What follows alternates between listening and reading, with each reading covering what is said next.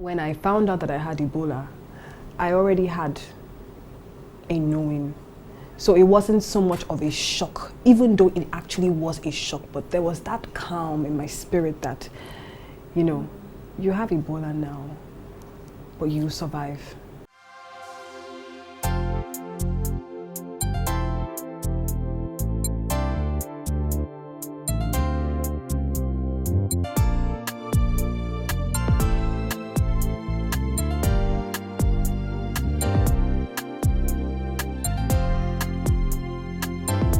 Hello, welcome to another episode of The Heart of the Matter. On behalf of Omilola Oshikoya and myself, we welcome Ada Igonoh. Did I get it right? Yes, you did. Thank you. Welcome to The Heart of the Matter. Thank you very much. Now, Ada has been through a lot of trials in the last few weeks. She is one of the 7 Nigerians that survived the Ebola virus disease. And she has a mighty testimony of what God did and how God brought her through. So Ada, welcome to The Heart of the Matter. Thank you very much. Now, you must have been frightened or worried, anxious, when Sawyerr was diagnosed as having had Ebola, because you were in the same room with him at some point in time, you actually treated him, and so you must have thought, what if I get it? And at that point, most of what we were hearing is Ebola kills. And people were not too sure of how they would survive. So what happened, what was your thought the first moment you heard that he had Ebola? Well, it was a very tense moment.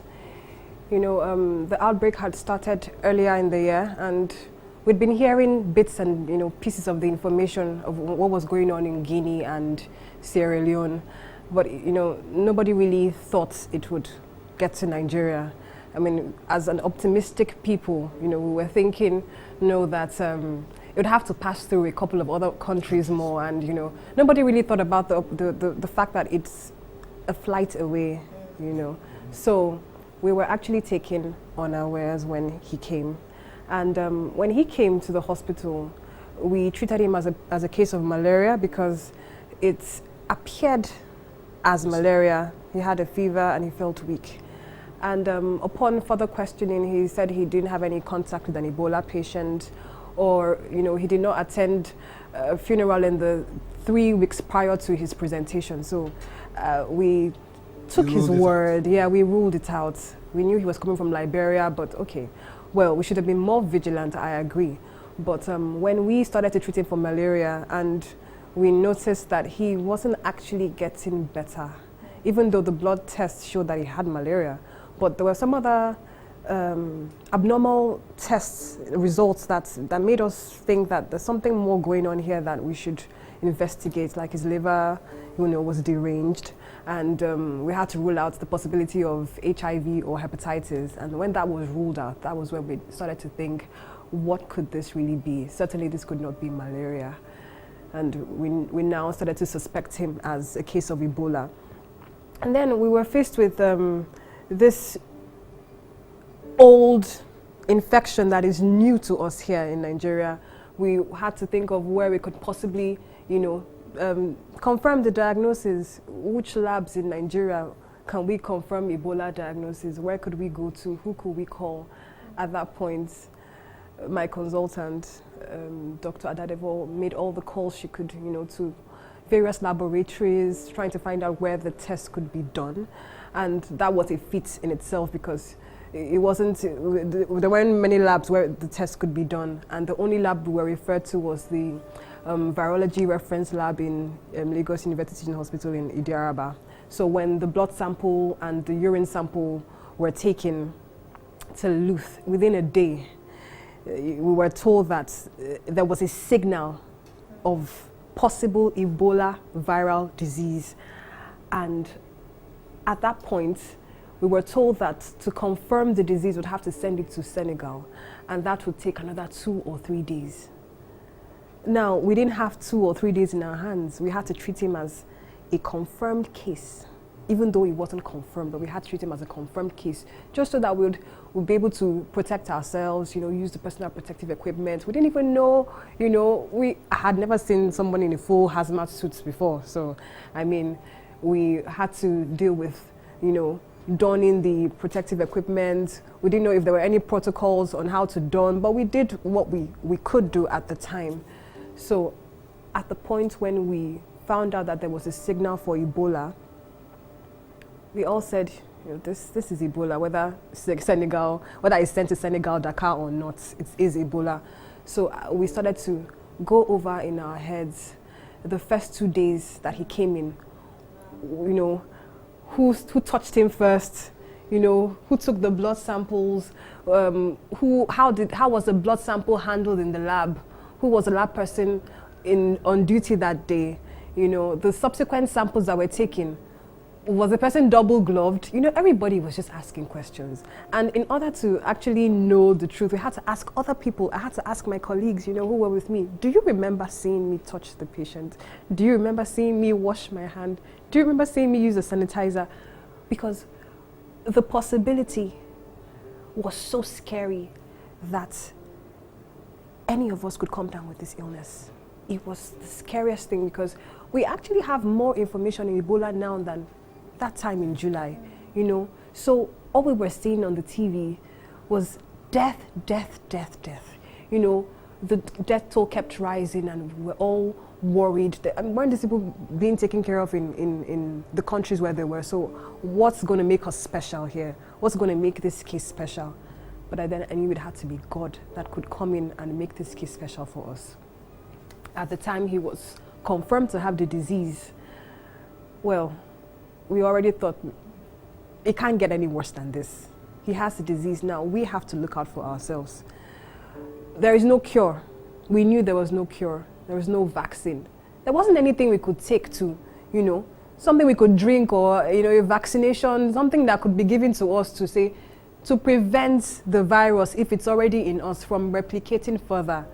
We really had to just watch, prayerfully hope that if the virus is in us, it will be destroyed. You know how optimistic we can be, just so that we can, have the hope that it's not the end yet. So, okay, so now we want to go and look at the first signs that you began to get that you might have Ebola. We'll come to that after the break. Viewers, stay tuned. We're back with Dr. Ada in a moment.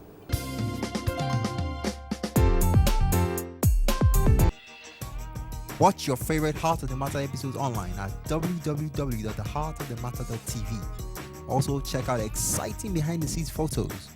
Leave your comments and like us on Facebook.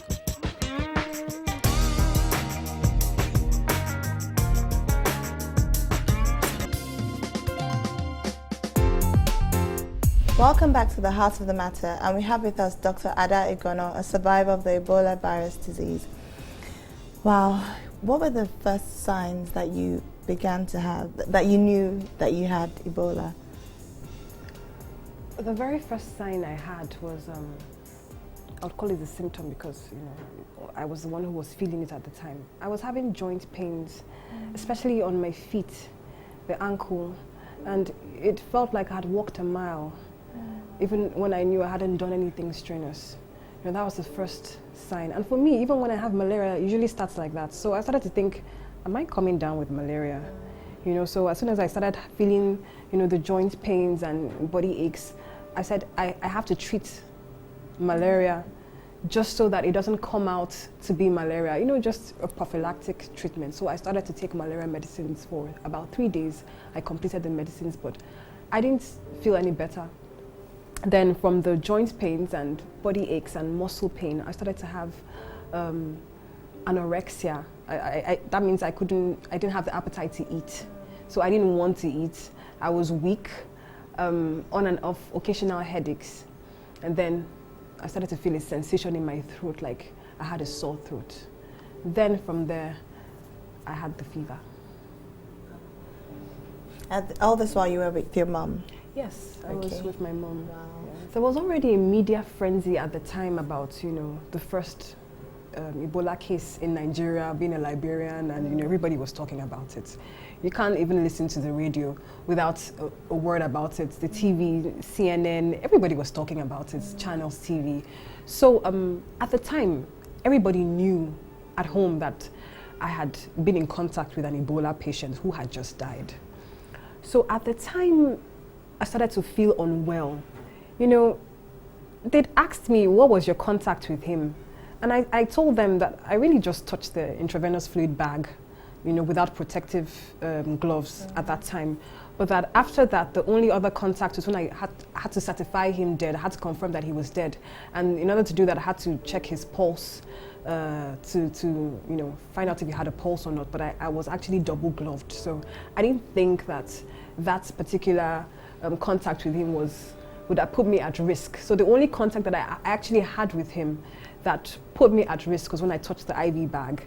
And when the officials of World Health Organization came to our hospital and they had to actually interview everybody who was in contact with him at that time. So they would ask what the contact was. Did you touch the blood? Did you touch the beddings? And if you did, they would classify you into a high risk or a low risk. And I was actually classified into low risk, because he said he just touched the IV bag, and what are the chances that he vomited and he touched the bag? They asked me if I actually felt that the bag was wet. I said my hands were completely dry after I touched the bag, and I couldn't really remember within how many minutes whether I washed my hand within, immediately I touched the bag, but I knew I washed my hand. I could have actually touched my face at that time. So so what happened after? Like once you discovered that you had Ebola, what was it like? Did you talk to God? Were you upset? I had a knowing, because I'm not usually one to fall ill. And if I do, it's malaria, and it's once in 2 years or once in 3 years. Normal common cold, from the weather, seasonal, cough and cold. So when I started to feel sick, and then it became progressive, even after having treated malaria, that was when I started to think to myself, let's be very honest here. There's a possibility that I could have the virus. And I know that for one thing, this fever is not malaria. What could it possibly be? It had to be Ebola. But Ebola comes with denial. You don't want that to be your story. You don't want to admit that this is actually what's going on. Because of the possibility, because of what the world has already projected, people dying in the various countries, and you don't want to be a statistic. So when I found out that I had Ebola, I already had a knowing. So it wasn't so much of a shock, even though it actually was a shock, but there was that calm in my spirit that, you have Ebola now, but you survive. Let me ask, did you have the fear of death at any point? Did it occur to you that you might die, and what was your response? You said you had a calmness in your spirit, and that sounds to me like the Spirit of God is saying, I'm in control here. What was your feeling in relation to God when it started? For me, it was a situation where I didn't have much of an option. It wasn't like I had, access to a vaccine or an experimental drug that could say, let me lean on. Everybody's saying there's no cure to this thing. And the only thing that could possibly heal me, and the only person that could heal me was God at this point. It was 100% dependency on God. Was I afraid of death? Even though people were dying before me. I don't want to seem like a superhero, but I wasn't afraid of death because I was shielded round about me. So even that thought did not come to me. There were times I felt very tired. And I had to, ask myself, like, can you really go on drinking these fluids and having to rehydrate yourself? But I never for once thought, even in that moment of weakness, that you're going to die. I kept on saying to God, I can't, I know you don't mean for me to die now. So Did you get any confirmation from God, like a word that sort of gave you peace that it will be okay? At the point when I was really sick, the battle was now in the mind. It wasn't just in the body, it was in the mind as well. And I was so blessed to have a support system. My family, my parents, my uncle, my husband, my pastor. I had my phone with me in the ward, so I mean, I had my charger, I had my phone. Incidentally, I just put all these things in my bag, you know. I didn't think I was going to be, you know, kept in an isolation ward for 14 days on the day I actually went to the ward. I just thought it was just going to take another blood sample. I didn't know that I was going to be kept there for a while. So I had a support system from family members, parents calling me, telling me that we're praying with you. Nobody ever spoke a word of negativity to me, not for 1 second. My pastor called me morning and night. Every morning and night. I mean, I had to charge the phone just so that I can get that call. Because I wake up in the morning and the first thing I would do was read Psalm 91 and meditate on it and think on it. And there were times that I couldn't even, you know, read, but I would just remember a verse out of that chapter and just keep chewing on it and meditating. My pastor actually sent CD players, a CD player and CDs of healing. I listened to the CDs. I would play them, you know, play the CDs, you know, hours on end, just listening. And when NEPA takes the light, I had Duracell batteries I'd actually plug in, so there was no disconnection.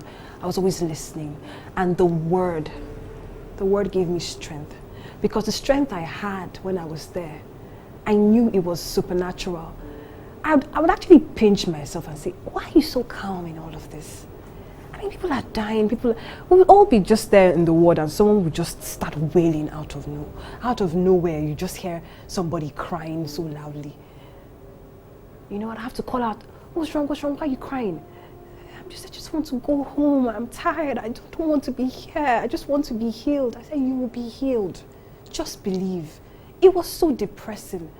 But the joy and the peace that overwhelmed and surrounded me as a shield. I knew that the prayers that were being lifted up, my name was going to the throne of God. I knew that vigils were being held on my behalf. My aunties would call me and be crying, and I would be the one telling them, stop crying. I'll tell the person, stop crying. I mean, that should be the other way around, but that told me that it wasn't a normal kind of strength. In all this? My husband, He's a hero.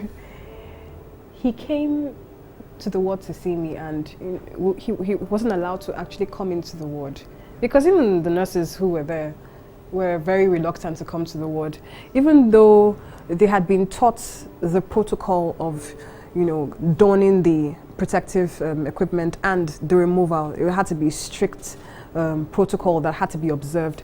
But I understood that they were still afraid. So even when he came, he had to be like outside the ward, looking inside. I couldn't touch him, he couldn't touch me. So he would just look at me, and I had to actually, you know, be strong for him. So there's a lot of joint pain associated with Ebola. So I had to limp sometimes. So when he would come to see me, I would have to force myself not to limp.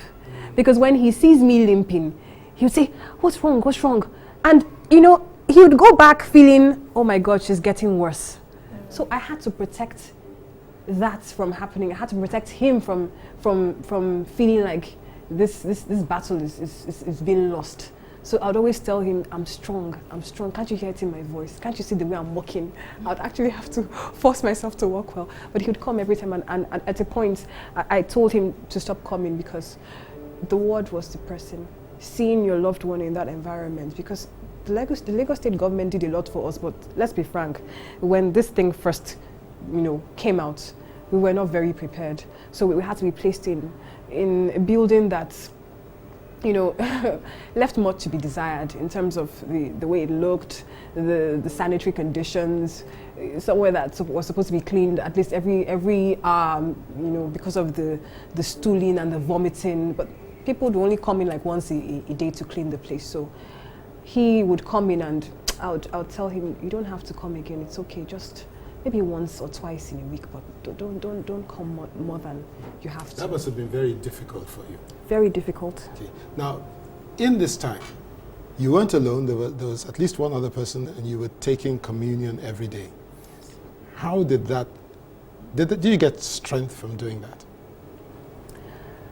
I was praying one morning, and you know, I got a call from my auntie, and she said, we were praying, and you know, God told me to tell you that you should start having communion.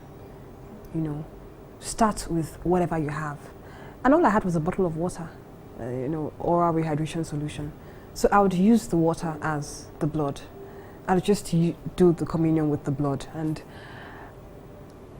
because I grew up as a Catholic, and so, you know, every Sunday would go to church and would have communion. So I knew the significance of communion, and it was like reciting the word of God and really meditating upon it as you say it every day. It sort of comes alive. It comes to life and does what it really says it does. So I felt strengthened, and I mean, my pastor sent, you know, a whole lot of, you know, communion elements so I could share with people in the ward. And you know, there was a Muslim among us as well. And you know, one morning I woke up and I said, "Do you believe in God? Do you believe in Jesus?" She said, "Yes, yes, yes, I believe in Jesus." I said, "Yes, so you would take this communion with us." And so she joined us and took the communion with us. Survive? She survived, yes. Praise God. She survived. Now, the first signs that you were getting better, how did that come? The illness started, I said, with joint pains and sore throat and, you know, inability to eat, and not just because of the loss of appetite, but because of the sore throat. So it made swallowing quite difficult. So when I started to feel better was when I noticed that the vomiting had stopped, and just the day after that, the diarrhea started to reduce in intensity. And then that morning, I just woke up and I saw that one of us had a bunch of bananas, and she wasn't eating the bananas. So I rushed to the bananas. You know, I hadn't been eating, I had been drinking just fluids at that time because of we had a lot of mouth sores as well, so it was so difficult eating. So as soon as I saw the banana, it was just as if something just said, go and eat that banana now. So I took the bananas and started to eat the bananas, and that was when the diarrhea actually stopped. Now, I'm not trying to say that the banana made the diarrhea stop, but you know, at that time, medically speaking, when you have loss of fluid through vomiting and diarrhea, you have a shortage of your potassium levels, you know, and one of the ways you can get potassium is through bananas, eating bananas. So that also helps, you know, with the whole process. So as soon as I saw that, I literally just jumped at it without even thinking about the medical significance of that, but I knew that it was God saying, hey, go there. So even in the midst of everything that was going on, he was leading me, you know, telling me what to do, and he was there. And then all of a sudden, you're told you're Ebola free. Well, it wasn't really all of a sudden, because even when I started to feel better, I started to feel worse. And I was wondering, but I was feeling better, why am I now feeling, you know, worse? It occurred that it happened to be that there were so many mosquitoes on the ward, okay, and I was beaten heavily by mosquitoes before we were given the mosquito, you know, nets for our beds. So I had contracted malaria without knowing. So when the fever started afresh, I started to ask myself, is this Ebola starting afresh? I didn't know that I was having malaria, you know, on the ward. But as soon as I started taking anti-malaria, the fever, you know, broke, and I started to feel better. By that time, I had stopped the diarrhea and the vomiting, and the fever had now gone. So I was just having to deal with the terrible joint pains. And I actually thought it was from the bed, because the bedding was the mattress was so thin. So I thought that the joint pains were from the mattress, but now I know that it wasn't from the mattress. It was actually part of the disease. And then you're declared Ebola free. You have to come out into a world in which everybody is frightened of Ebola. What were your first reactions to people? I mean, or what were people's first reactions to you? Were people afraid of getting close to you and so on? The only people who knew I had Ebola were my colleagues at work, my family members, and just close-knit, not the external. So it wasn't widely known? It wasn't widely known. So when I came out, I just sort of slipped in to society as though nothing happened. But that was where the problem started. I couldn't rest, I couldn't sleep, I couldn't eat. And God was saying, your testimony has to come out. And I thought to myself, but people don't know that I had this thing. If I tell the story, you know, I might actually start facing stigmatization, because now I'm not facing anything because people don't really know. But now saying my story, telling the world my story means now, you know, oh, you had Ebola, really? How are we sure you know? So I had to, you know, weigh that, and I had to obey. Eventually. So what is your story? I know you've told us what you went through, but after all this, what is your story in relation to yourself and your relationship with God? I'm a young woman who was given a second chance at life. But you didn't think you'd messed up your first chance? No, I didn't think I had messed up my first chance, but, you know, the possibility of me dying without really doing what I was called on earth to do, because I didn't believe that I had, you know, achieved the fullness of what I was born for. So I felt that was going to be premature death. It wasn't about the number of years I had lived, it was about purpose. So I was given a second chance to do what he had called me to do, what he has called me to do. So God showed me that not only is he Jehovah Rophe, but that he is willing to heal. And I learned that when I was on the ward. So, in the last few moments we have, what is going to be different about you from now on? I'm more purposeful in my living, in life and what I do.